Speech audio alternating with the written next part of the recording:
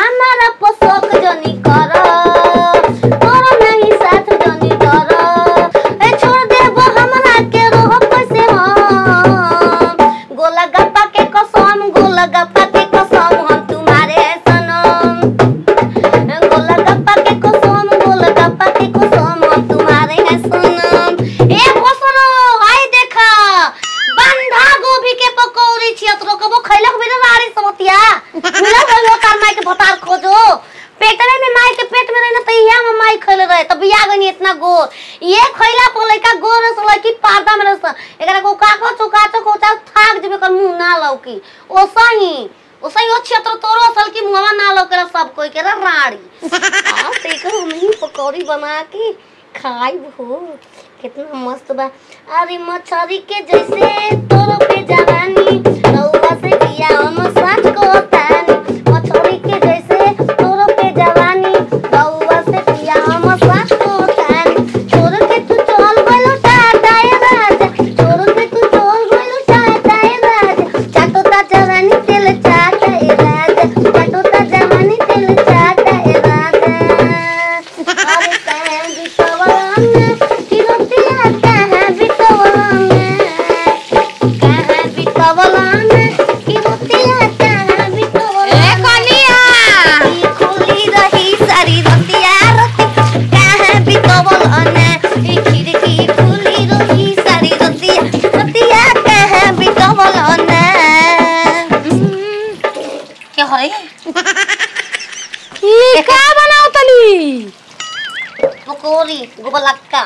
गोबलक्का अरे नहीं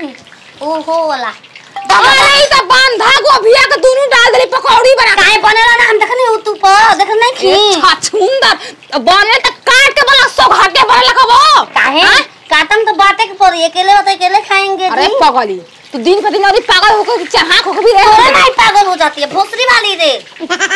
माई पर जहां गइलू तो चल नोच देंगे जी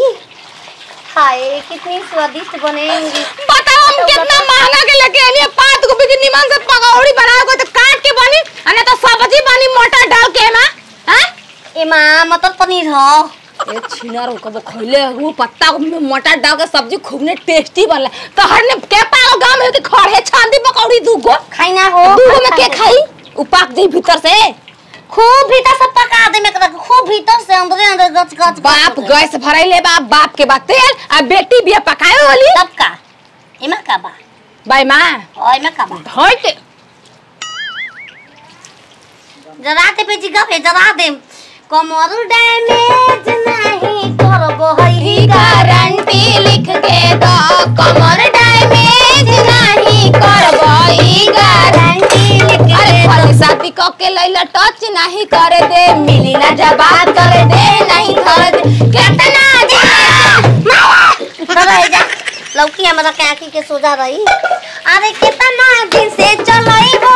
ई गारंटी लिख के दो कमर डैमेज नहीं करबो ई गारंटी लिख के दो कमर डैमेज नहीं करबो ई गारंटी लिख के दो बच्चियों ए नेहा सास माई की हूँ घरवा है ये नहीं के कहीं गोइल बना जा का के दर्दिया के दवाइयों ना बेचाता छने छने आई हो दादा जाने अब जाता मोहब्बत बेचाता है बाजार में भैया गोलक माई के भतार को कैसे हमको लग गई ऊपर गोल कॉल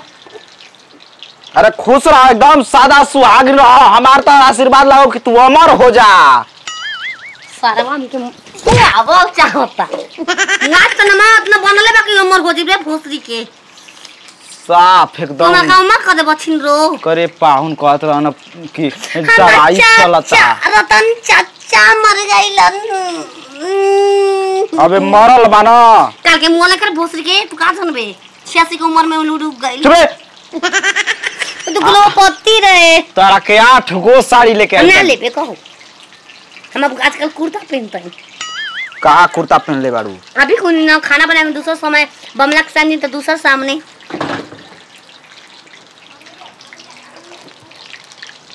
हाथ धोले भालो छू कैसे देबा तू छू कैसे देबा हमार घर के सामान करे भला खानी दूसर बहिन रहित तब ले भैया भैया कह के रोइत। अरे सास नहीं एको लागत रही एको तरह लूरगर बहिन बिया आतना लूरगर बहिन बिया कितना मासूम हमार बहिन है एकदम भोली भाली। ये बबुआ तारा के आते ना ना कबो ना पहले तो तुरंत गमले में बांध लेके भाई के गोर उ कहत रहिया मना करने बचिया तू खाना बनाओ। वाह रे झूठ बियाह से पहले बबुआ तू झूठ बोलबे कर अब झूठ चल हम पानी पियाई बा खाई आई सब के सा घर में धाते ही ओमा 8 गो साड़ी रहू के 2 गो बा।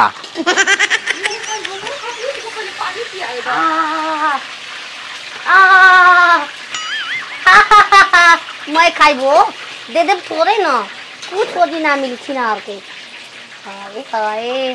तू राड़ी पत्थर काटी अब्बे जाते उनकरा से लहरावे लगली है उनकरा से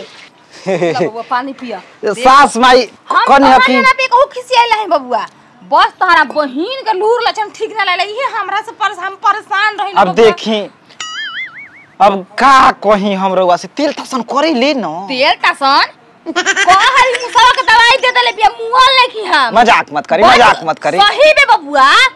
सही में एक दिन गोर दवाई ले तो तेल ओई में डाल रहे के आज के भर रात छपनी खुजली पकड़ ले रहे हमरा रउआ लक्ष्मी बानी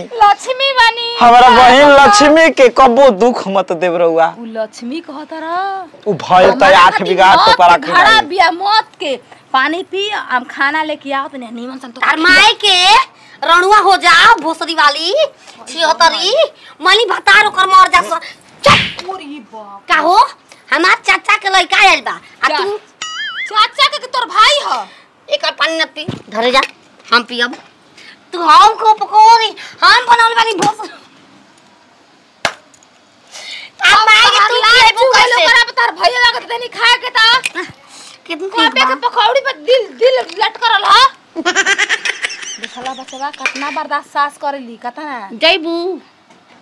कहां जाई सुनी ना रउआ जाई ना त रउआ बेइज्जती होई हमार त होबे करी हम तो जइबे करम घर में हमारा घर कलिया के जाते नहीं बाप रे छिनरी पर से ये बचवा खाओ देखो तार कितना लक्ष्मी जी बनैले वाली खड़े गोभी के पकौड़ा हमार भाई फेवरेट है वैसे बहनिया बनले जानले होई त भैया बोल के नहियो फेवरेट रही तो खा अरे एकदम मन से खाइला मन से देखो एकरा में लपेटले बानी एकदम ये छोले बन तेल में छुन्नर कहीं की ई भैंस खाई रे अरे बढ़िया चीज रे वो तो ससुई के देख हमार घर के इज्जत हमार बहिन है।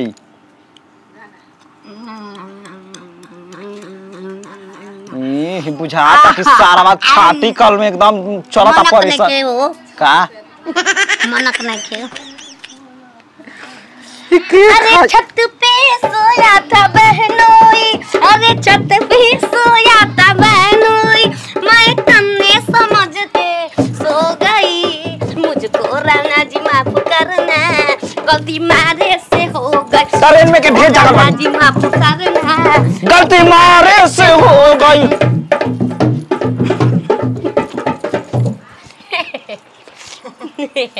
रानी पापा पाउन पा लागी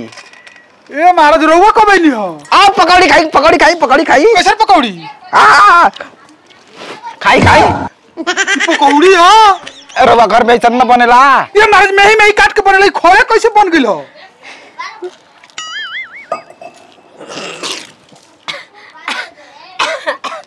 अटक गई तोरा के मारा था मुंह ना ना वो बढ़िया सर्कल आ ना उस ये हम ही बनैले हई पकौड़ी एगो काम करो ना का हो मेला देखे चले के बचली की काहे बिलाई लेखा बोलतलो मुगा तलका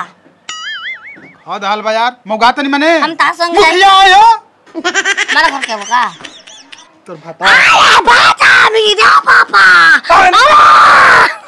जो तो दादी वो उस पहुना बाकी पाई खींच लेके जाता साफ लबरी बारू तू हमारा सर में कहिए लतिया के छोड़ दे रही सारवा कुछ खाए पिए लायक बा ए जा